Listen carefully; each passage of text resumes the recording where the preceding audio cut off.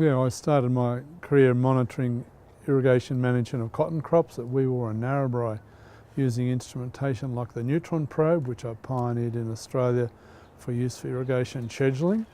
And in more recent times, the problems of water in the environment have gone well beyond irrigation scheduling to everything from landfills to city catchments to the wastewater disposal at mine sites, etc. Water's become a critical parameter in our environment, and so we've gone on to develop instrumentation which we now sell internationally to measure specifically plant water use in the environment. I understand from my research that you're regarded as one of the foremost companies in this field in the world.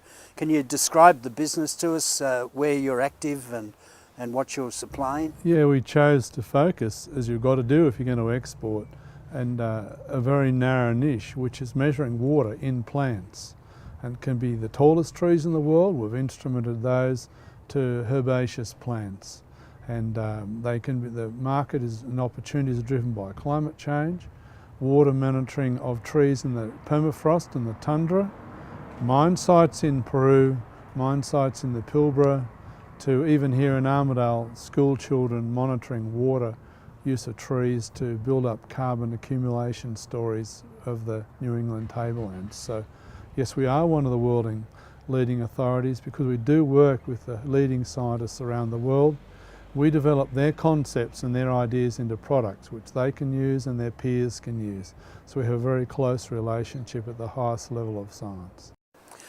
Obviously the application of measurement and management of water in agriculture is critically important. Is agriculture a large segment of your business today? The biggest segment of our business is the environment, largely driven by climate change and mining, eco-hydrology. It's all about water in the landscape because there's more and more people on the planet. We all want to live sustainably. We all want to have an ever higher standard of living.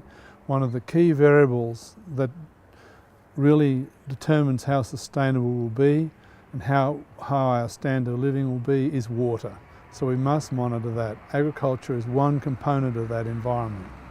You're doing a major presentation to a Digital Rural Futures conference in Armidale this week. Can you give us a quick summary of the substance of your presentation? Yes. As you know, Armidale's now one of the NBN cities of Australia, and really businesses like ours benefit hugely from NBN. We can source the best engineering talent in the world. We can be in touch with the best scientists in the world on a regular basis.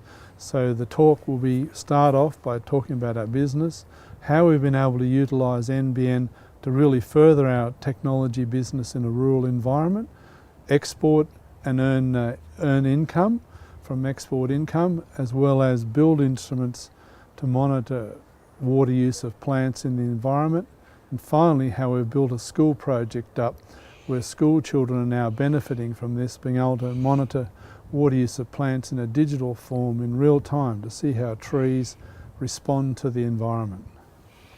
Do you, I know farming's not the major part of your business today in terms of the total environmental management of our natural resources.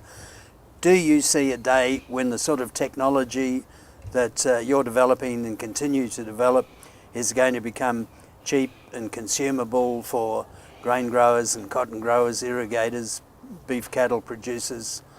It is that now. In fact, it's a matter of education. It just has to trickle down.